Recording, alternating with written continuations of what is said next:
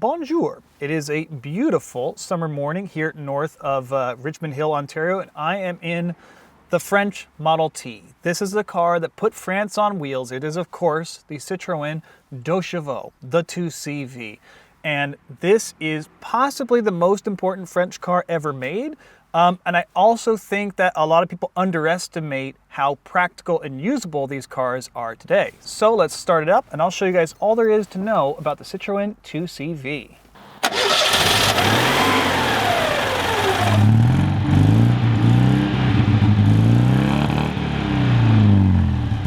To me, nothing sounds like a 2CV. They just have this little warble about them that I just love. I'm gonna close my exterior window here. It's a bit of a trick. You have to kind of pull this tab forward and then drop it. One of the many pieces of engineering that we are gonna get into in this car. And as always, it's sunny, so on go the shades. I will select first with my funky gear shift, and we'll get on the move. So, this is the Citroën 2CV, so named the 2CV because, you know, back in the day for their tax system, it had 2 taxable horsepower, even though the true output of this car was 9. The development for the car that would become the 2CV was originally called the TPV, which is an acronym in French for Very Small Car. And this development program began in about 1936, before the war. And it was an aluminum-bodied car, extremely basic, because the idea was that Pierre Boulanger, who was then the vice president, later became the president and all this other stuff, but Pierre Boulanger at Citroën, his desire was to make a simple car for the masses. And he gave it a series of requirements it had to fulfill.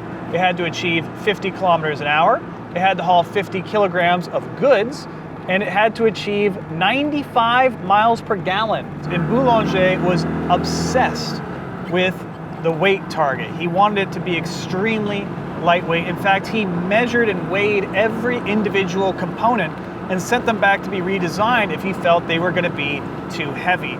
The whole car was minimalist. What is the minimal amount of weight it takes to solve this problem? And the chassis was being worked on by a Grand Prix racer named André Lefebvre. And he was obsessed, equally so, with the idea of a suspension system that could keep all 4 wheels on the ground at all times, even on rough and broken roads that may not have even been paved. It was all going pretty well for the TPV, and they had built a pilot run of 250 cars, and they were set to debut it in September of 1939. However, they never got a chance to do that because the whole thing took a pause during World War II. But beginning after the war, shortly after, work resumed on the TPV project. And this post-war development is what became the 2CV. Some major changes were made. They changed the body from aluminum, which was costly, to steel, and they changed the water-cooled engine for an air-cooled one. The long travel and soft suspension remained, as did the absolutely maniacal focus on weight and minimalism. And so, after a brief 9-year hiatus for World War II, the 2CV was launched in 1948.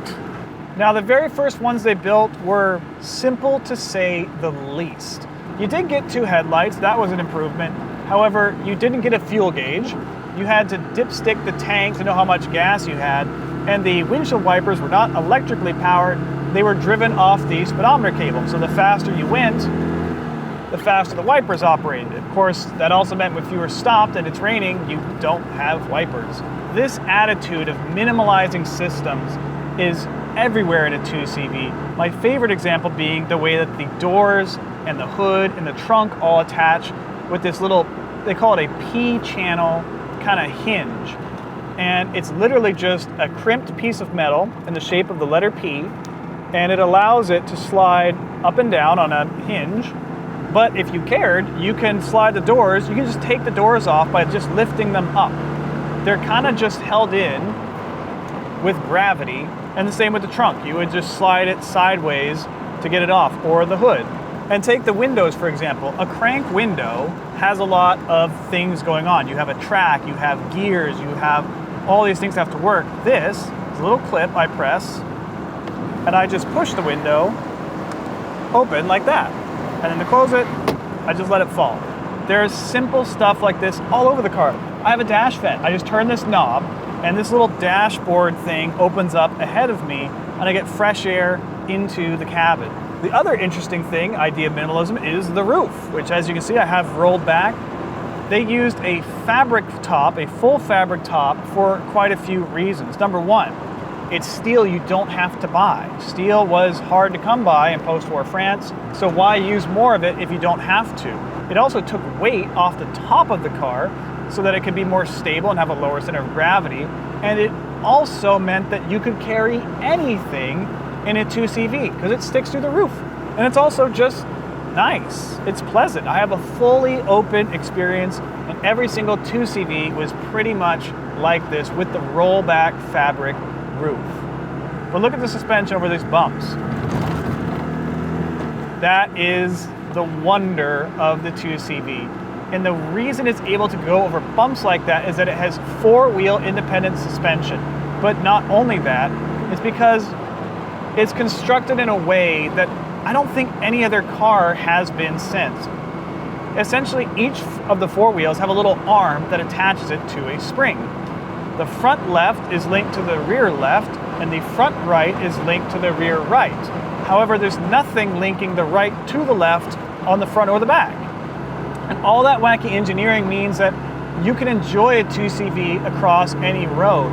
And even though the body lean on one of these is frankly hysterical, they're surprisingly stable because of the low center of gravity of the chassis. And honestly, I love that, coming under these curves, I can use every bit of performance in a 2CV. That guy in his Honda Type R has to slow down for the cops. I'm going through here as fast as I can. I don't have to slow down for anything. I'm floored right now. And there's so much joy for me in using a car to the absolute maximum. I am foot to the ground going up this hill at 62 kilometers per hour. I just love it.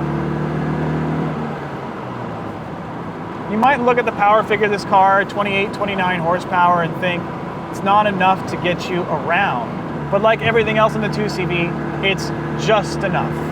Not an ounce too much, but just enough to do the things you want.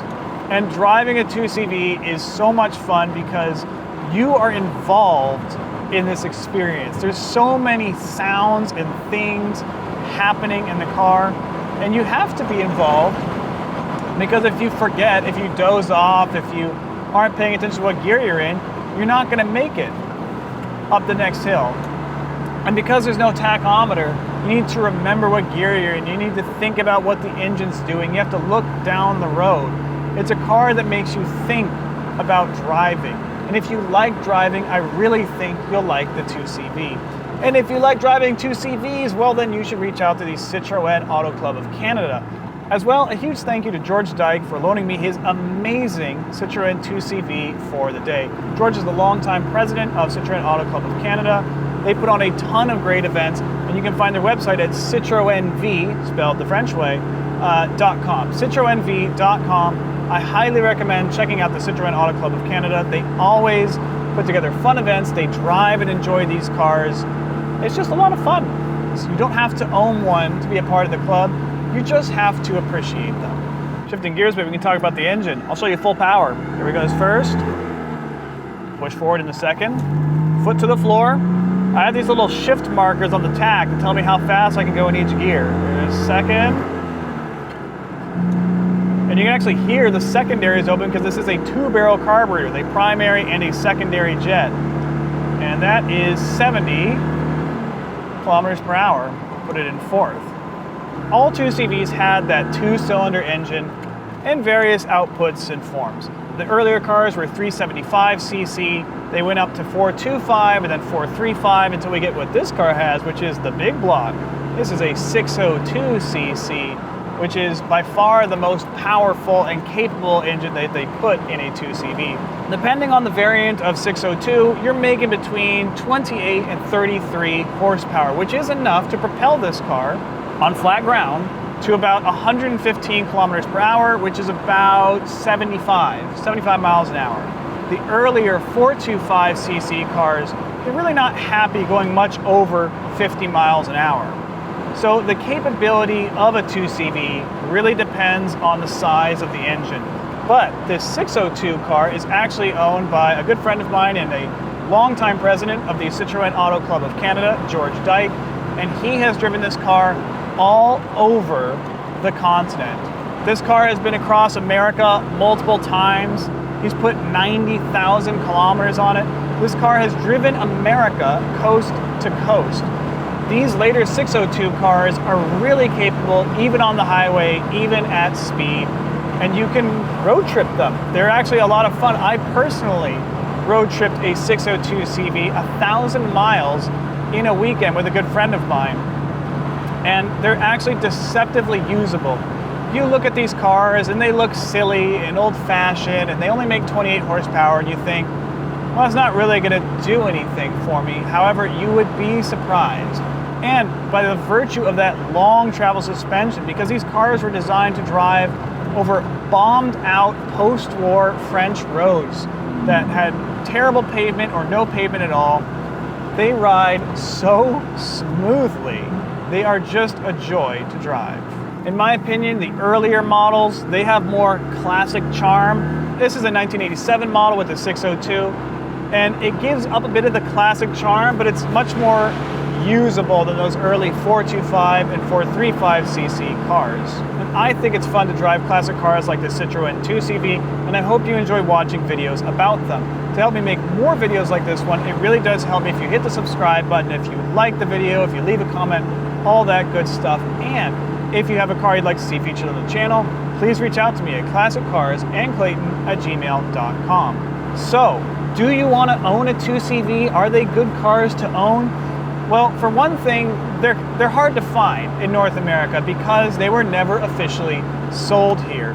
The reason is that even though this was a very affordable car in Europe, by the time they would have gotten shipped and there were some peculiarities with the exchange rates at the time, basically it would not have been competitive in terms of price. This car would have been priced up against things like the Civic and the Mini and other, quote, real cars. And it was never going to be a mainstream success because of that. So you're not going to find a lot of them here because they were never officially sold here. Pretty much every single one you'll find for sale is a car that somebody imported here at one time or another. And what that means is that you're not going to find any like $5,000 beaters. These are $15,000 to $25,000 cars Canadian, depending on the condition you're going to find them in.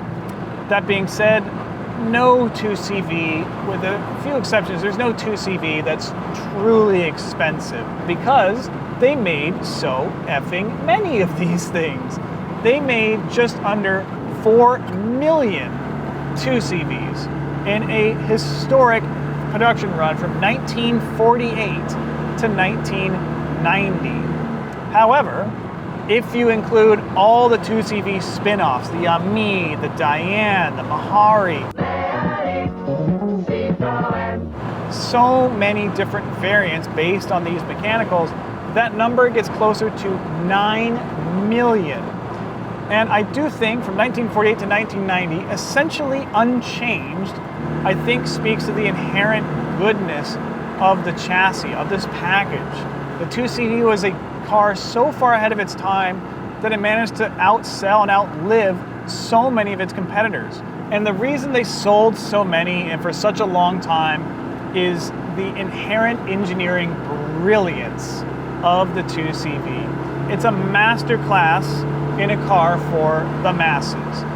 That's why I think this car is such an enduring classic, and it's another car like the MGB that I reviewed recently that I think is a touchstone classic. I think to understand classic cars, you gotta try one of these, because this is about as minimal as motoring gets. You just have 2 cylinders, 1 carburetor, no roof, and 4 gears. It doesn't get much simpler than that, and sometimes the simple joys are the best. And that's my review of the 1987 Citroën 2CV. Thank you so much for watching.